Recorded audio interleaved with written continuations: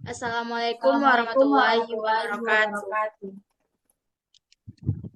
Baiklah, kami Nah, dari kami dari kelompok kelompok 6 6 akan mempresentasikan hasil diskusi kami kami yang yang berjudul berjudul Perdagangan Perdagangan Internasional Internasional yang yang beranggotakan beranggotakan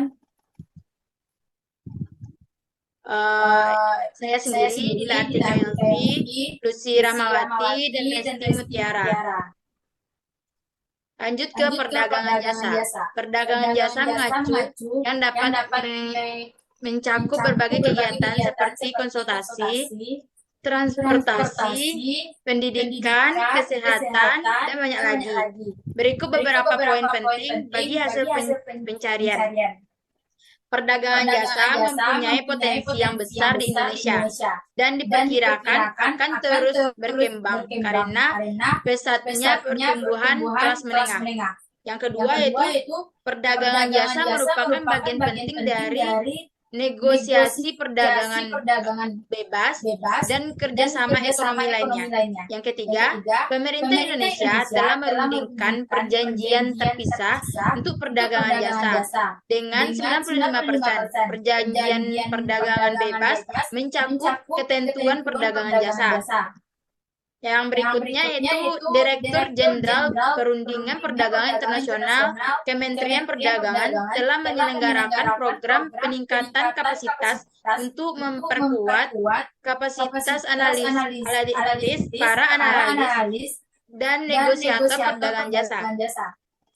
Berikutnya, Berikutnya, perdagangan perdagangan jasa jasa memegang memegang peranan peranan sentral sentral dan dan dalam dalam perekonomian perekonomian sebagai sebagai penggerak penggerak pertumbuhan pertumbuhan ekonomi. ekonomi. Yang kedua Yang yaitu kedua yaitu perdebatan perdebatan Menkyu. Menkyu. Pandangan Pandangan Gregory Gregory Menkyu Menkyu tentang tentang perdagangan perdagangan internasional internasional mencerminkan mencerminkan perdagangan perdagangan umum umum dalam dalam ekonomi. ekonomi.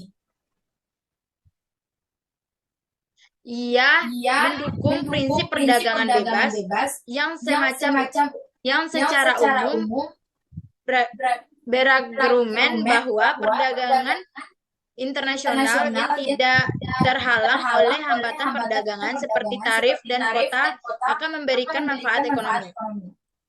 Menkyu Menkyu berpendapat berpendapat bahwa bahwa perdagangan perdagangan internasional internasional memungkinkan memungkinkan negara-negara negara-negara untuk untuk mengkhususkan mengkhususkan produksi produksi mereka mereka dalam dalam barang dan barang dan jasa jasa yang yang mereka mereka hasilkan hasilkan secara secara efisien. efisien. Sementara Sementara mengimpor mengimpor barang barang yang yang mereka mereka tidak tidak hasilkan hasilkan dengan dengan efisien. efisien. Ini Ini menurutnya menurutnya memungkinkan memungkinkan masyarakat masyarakat mendapatkan mendapatkan barang dan barang dan jasa jasa dengan harga dengan yang harga lebih yang lebih rendah, rendah, meningkatkan meningkatkan tingkat tingkat konsumsi konsumsi dan dan kesejahteraan kesejahteraan secara secara keseluruhan. keseluruhan. Yang Yang ketiga ketiga yaitu yaitu hak hak kekayaan kekayaan intelektual. intelektual. Amerika Amerika Serikat atau Serikat atau AS AS sebagai sebagai pemimpin pemimpin dunia dunia dalam dalam hal paten, paten, merek merek merek dagang, dagang, dan hak dan hak cipta, cipta, bentuk-bentuknya bentuk-bentuknya hak hak kekayaan kekayaan intelektual intelektual atau atau haki, haki, rentan rentan terhadap terhadap hilangnya hilangnya keuntungan keuntungan ekonomi ekonomi akibat akibat hak-hak yang yang tidak tidak dilindungi dilindungi dan dan pembajakan. pembajakan. Oleh karena Oleh karena itu, itu, selama selama perundingan perundingan WTO, WTO, Amerika Amerika Serikat juga Serikat juga telah telah mengambil mengambil kepemimpinan kepemimpinan dalam dalam menetapkan menetapkan peraturan peraturan internasional internasional untuk untuk menegakkan menegakkan perlindungan perlindungan penegakan penegakan hak hak kekayaan kekayaan intelektual intelektual di di seluruh seluruh dunia. dunia. Lanjut, yang Lanjut yang keempat keempat yaitu yaitu nilai nilai tukar uang tukar mata uang asing. mata asing. Faktor-faktor yang Faktor-faktor yang mempengaruhi mempengaruhi nilai nilai tukar mata tukar mata asing asing ada ada tiga. tiga. Yang Yang pertama pertama yaitu yaitu faktor faktor ekonomi ekonomi seperti seperti inflasi, inflasi, suku suku bunga, bunga, dan dan pertumbuhan pertumbuhan ekonomi. ekonomi. Yang Yang kedua kedua yaitu yaitu faktor faktor geopolitik geopolitik seperti seperti perang, perang, ketegangan ketegangan politik, politik, dan dan sanksi sanksi internasional. internasional. Yang Yang ketiga ketiga yaitu yaitu spekulasi spekulasi pasar pasar dan dan faktor faktor psikologis psikologis yang yang mempengaruhi mempengaruhi pemerintah pemerintah dan dan penawaran mata penawaran mata uang. uang. Sekian Sekian penjelasan dari penjelasan saya. dari saya. Penjelasan Penjelasan selanjutnya selanjutnya akan akan dijelaskan oleh dijelaskan rekan oleh rekan saya, saya yaitu yaitu Resti. Resti Resti, Praresti. persilakan.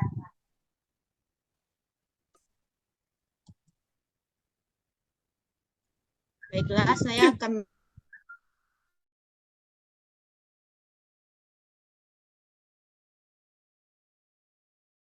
Revaluasi mata uang domestik terjadi ketika nilai tukar mata uang suatu negara dianggap lebih tinggi atau kuat daripada nilai yang seharusnya. Berdasarkan faktor-faktor ekonomi yang ada, keadaan ini dapat memiliki berbagai dampak ekonomi dan dapat menjadi masalah serius bagi perekonomian suatu negara. Dampak overvaluasi mata uang ini menurunkan daya saing ekspor. Pertama, meningkatkan impor. Dua, menambah pertumbuhan ekonomi. Tiga, dampak terhadapnya sektor manufaktur.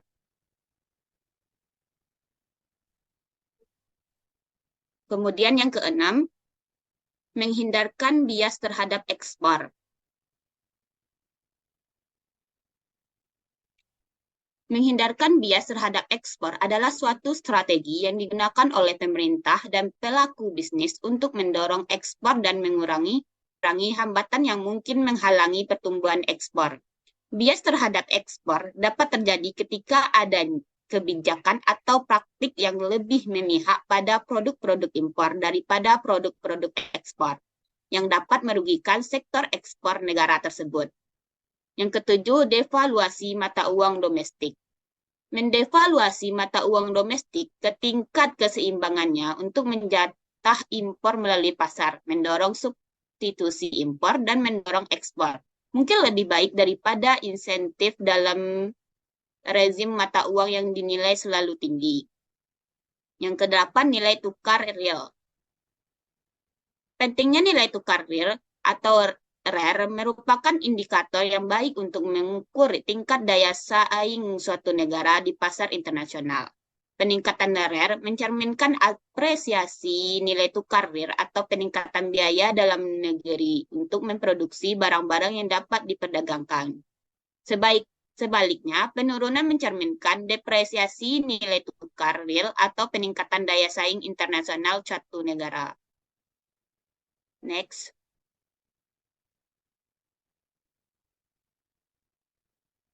Yang kesembilan, nilai tukar ganda. Beberapa ekonom menyarankan penggunaan nilai tukar ganda. Pertama, nilai tukar yang mendekati nilai pasar. Nilai tukar ini digunakan untuk mengurangi kontrol memacu ekspor dan substitusi impor dan meningkatkan efisiensi. Yang kedua, mungkin nilai tukar lama yang menilai mata uang dalam negeri terlalu tinggi, bertujuan untuk meredam tekanan inflasi jangka pendek akibat harga barang-barang luar negeri yang tidak elastis seperti makan, bahan baku, industri, dan barang modal. Dalam kurung atau barang substitusi dalam negeri yang beralih ke ekspor, atau untuk mempertahankan komitmen mata uang asing untuk perusahaan asing yang memulangkan bunga dan dividen. Yang kemudian yang ke-10, penyesuaian nilai tukar dan harga lainnya. Jika kebijakan ekonomi tidak dapat memenuhi seluruh kondisi yang diperlukan untuk memaksimalkan kesejahteraan, maka pemenuhan satu atau beberapa kondisi mungkin tidak akan meningkatkan kesejahteraan. Artinya, tidak ada yang tidak akan menghasilkan posisi terbaik kedua.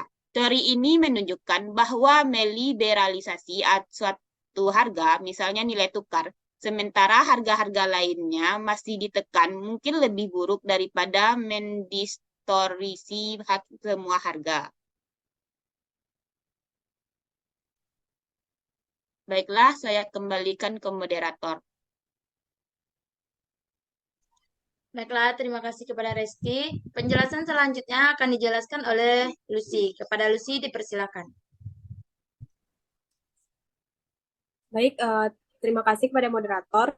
Saya akan menjelaskan materi selanjutnya, yaitu 11, The Impossible Trinity.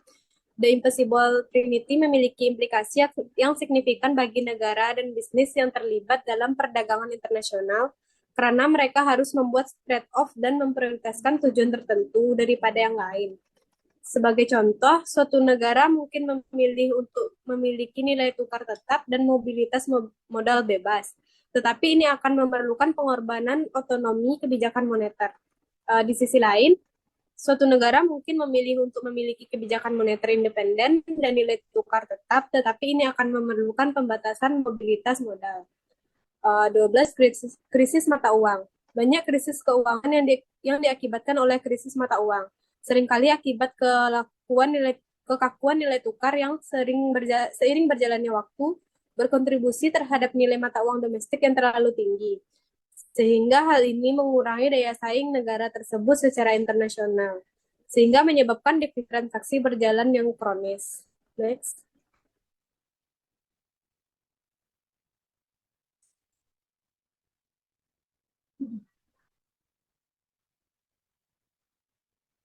Selanjutnya 13, integrasi regional.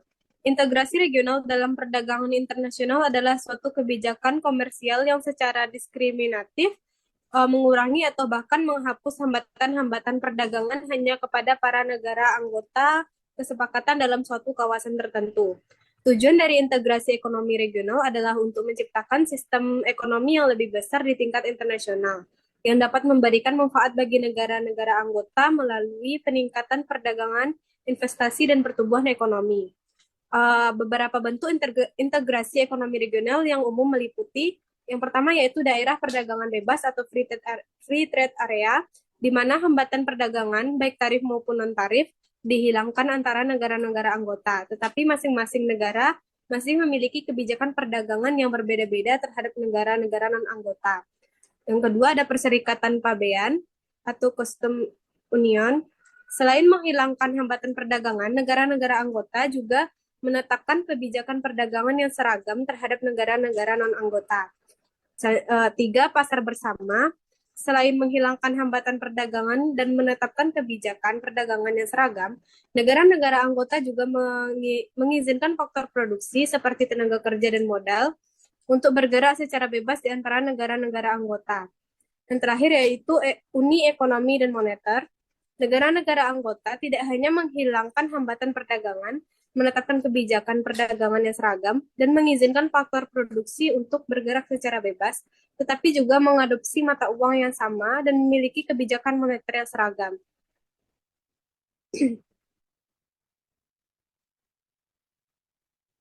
Yang terakhir yaitu pasar gelap dan transaksi ilegal. Pasar gelap untuk valuta asing mempunyai beberapa dampak buruk terhadap otoritas pemerintah, yaitu biaya penegakan hukum, hilangnya pendapatan tarif, dorongan korupsi pemerintah, dan pencarian rente, dan hilangnya pendapatan pemerintah dari transaksi mata uang asing. Sekian saya kembalikan kepada moderator. Baiklah, terima kasih kepada Lucy. Sekianlah penjelasan dari materi kami tentang perdagangan internasional. Semoga apa yang kami jelaskan dapat dipahami oleh teman-teman semua. Kami akhiri dengan Assalamualaikum warahmatullahi wabarakatuh.